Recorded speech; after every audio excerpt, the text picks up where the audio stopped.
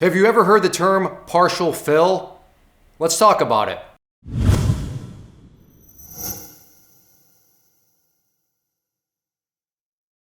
I got a comment on a YouTube video and it that's a great suggestion actually. And I want to turn this into a video as it goes to just answer the question. Maybe you've heard the terminology, a partial fill. You're thinking a partial fill, partial fill of what? What do you mean by that somebody got, I only got a partial. Sometimes I just refer to it as a partial.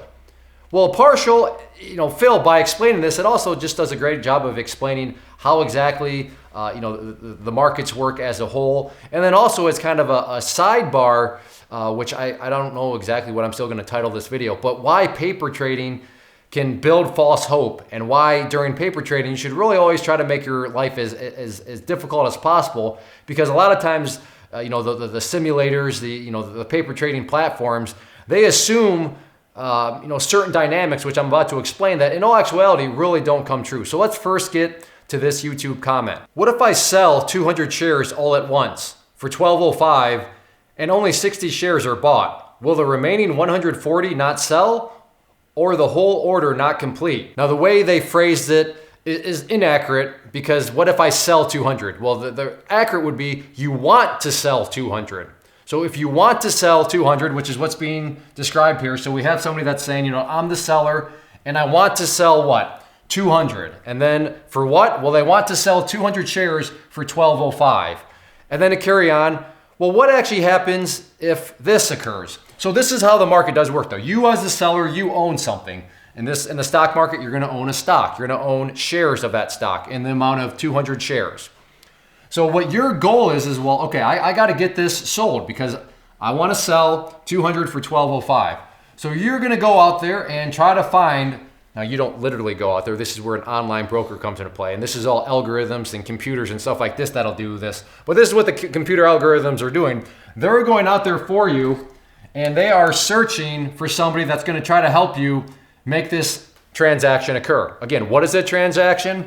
You want to sell 200 at $12.05. So that's where the broker, so we'll just make this right here. So no, don't worry, you don't have to knock on people's doors and saying, hey, would you no, it's all computerized by the broker. But they're gonna go out there and try to find you. Over here are gonna be buyers. Now in this person's situation, they said, well, what happens if you find somebody that says, but you only sell 60 of them? So this person says, yeah, hey, I'll buy 60 and I'll buy 60 at $12.05.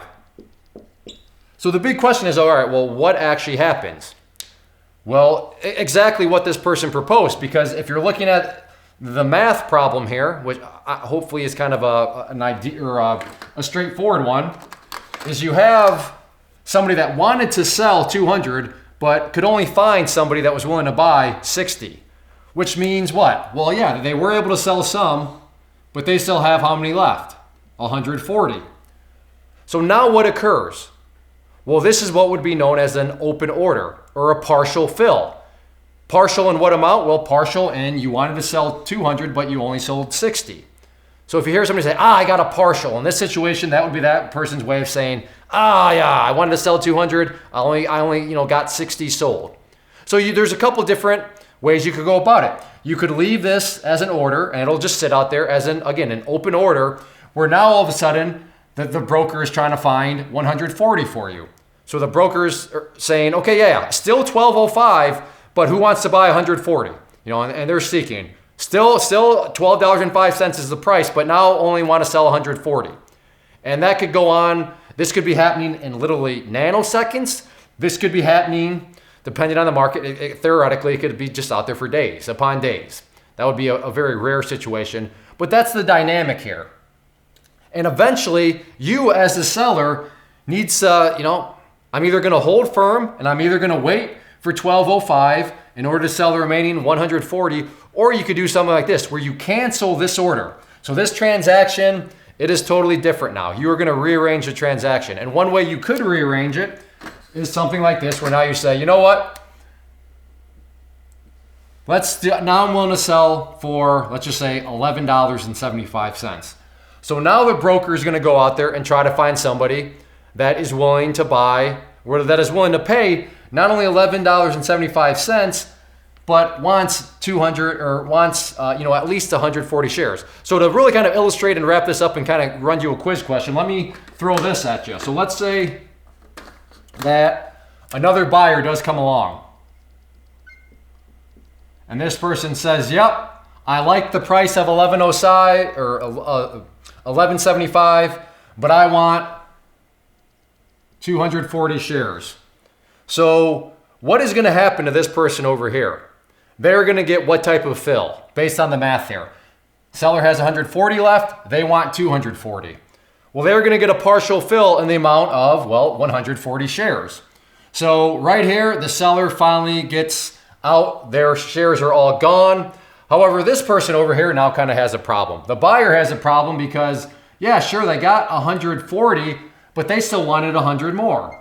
So now the buyer over here has the open order.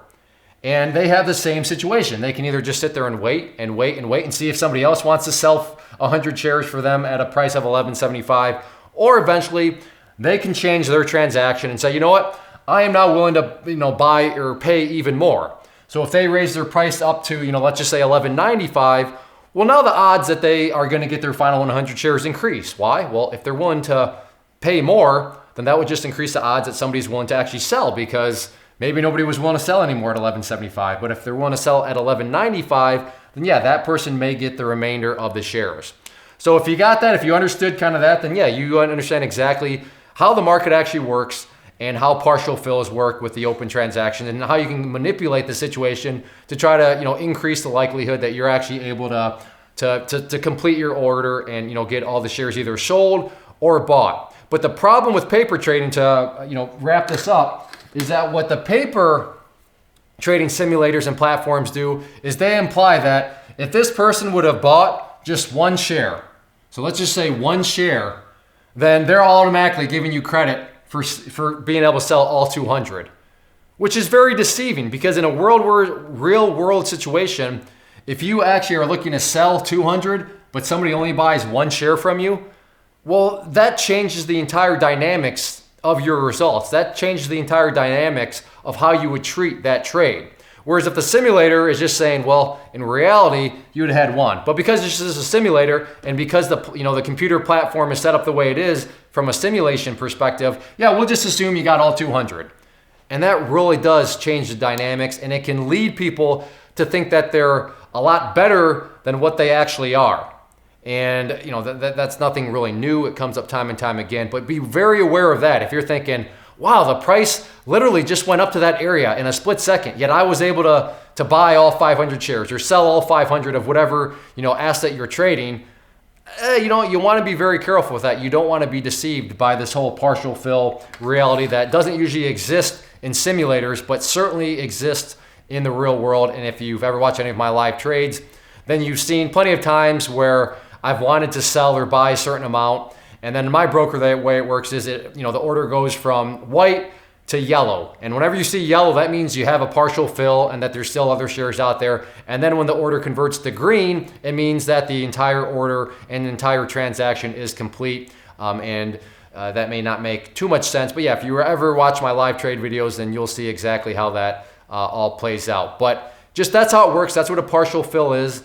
And if you ever hear anybody complaining about a partial, this is what they mean, and this is exactly how it played out. If you are out there trading alone currently and maybe are in the market looking for a community to join to assist you in your trading or to just help you, give you another set of eyeballs, then I do have a private trading community where you can trade alongside me and other experienced traders. So what you see popping up on the screen right now is both an information link. So if you click on the inner circle one, that is going to take you to the page where I explain all the details of what exactly come with the community, both the chat room and the newsletter. And then the other image that has popped up is a behind the scenes tour where you can see exactly what is going to be contained within the community. I take you through, like I said, a behind the scenes tour of everything, and that way you'll know precisely what you are getting when you join. So definitely check that stuff out if you are interested and thinking about wanting to join a community, and let me know if you have any questions.